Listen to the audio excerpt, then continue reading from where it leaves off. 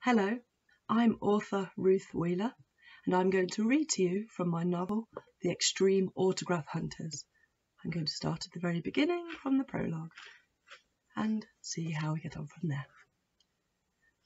Alistair Barker hauled his suitcase off the train. He had literally been counting down the days to the weekend, all 365 of them. The journey had been uneventful, save for a group of teenage boys who had jeered and laughed amongst themselves at his strange attire. Just as he was about to ask them which one of them had the use of the group's brain cell that day, they alighted at Watford, and he was able to spend the rest of the journey in relative peace. A trip to the buffet car to calm his nerves, with the purchase of a couple of cans of lager, had helped him with his journey to pass more swiftly. Alistair was looking forward to the weekend ahead so much he was at bursting point. Things had been tense at home since his brother and flatmate Tobias had split up with his girlfriend Lucy. Alistair had decided to remain amicable with the two of them. He missed the takeaway and DVD nights the three of them had spent together every Wednesday evening, and he missed the feminine touch the flat had adopted from her frequent visits.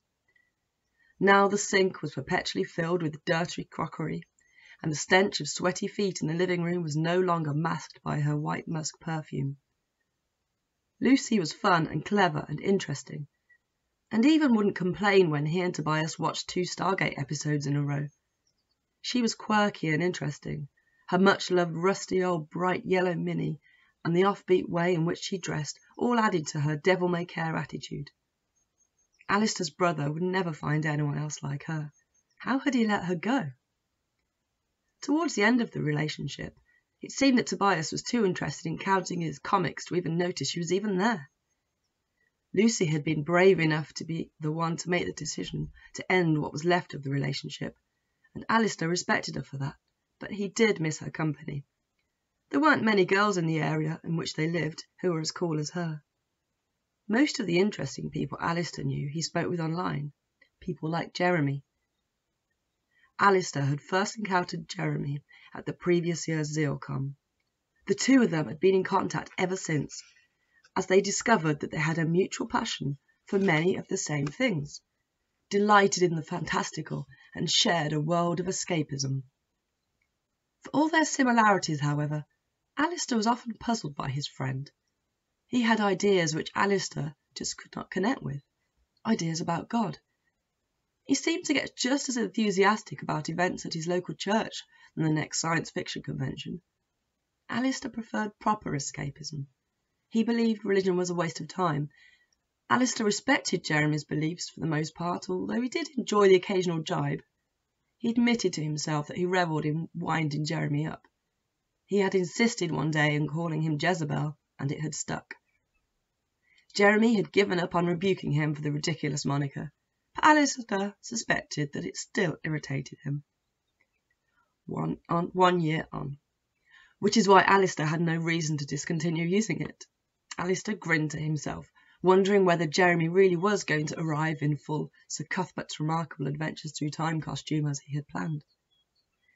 Jeremy had been discussing going along as the programme's main character for months ahead of the convention, whereas Alistair had hinted that he was more likely to dress as the quirky mime of Penzance, or one of the characters from the first series of the programme, Alistair's favourite series of all.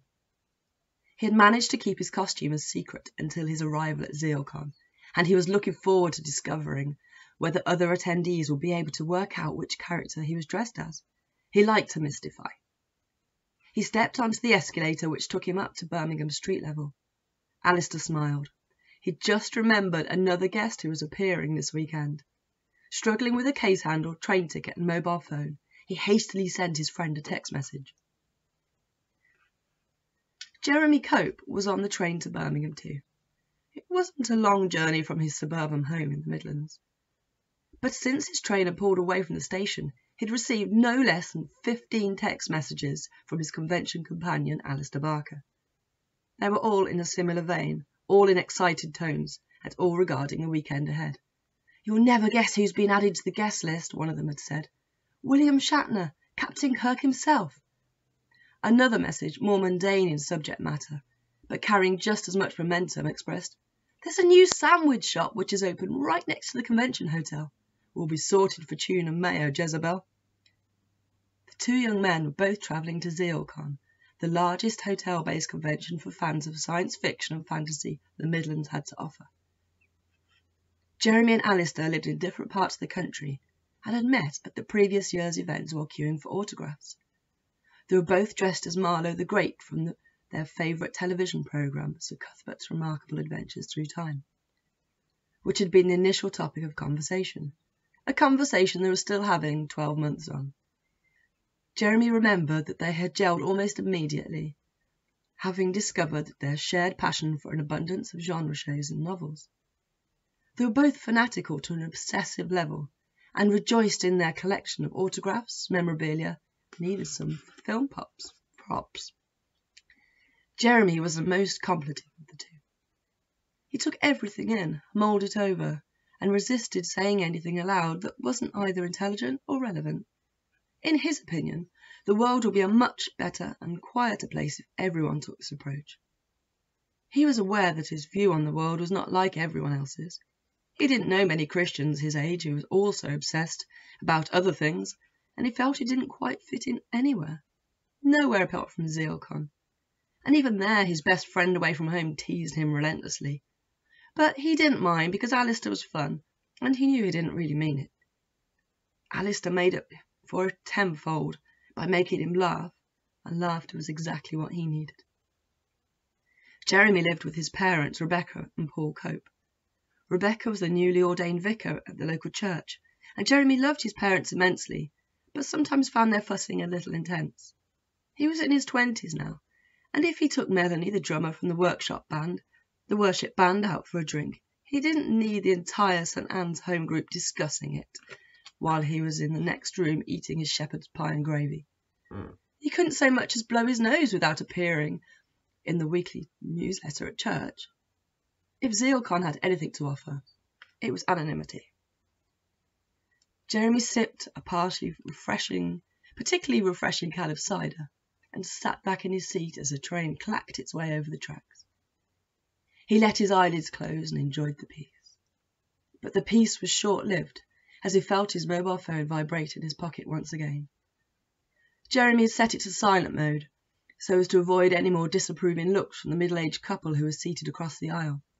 Their frequent tutting and head-shaking was evident that they were not partial to his message tone, which was the sound of a stormtrooper's blaster rifle.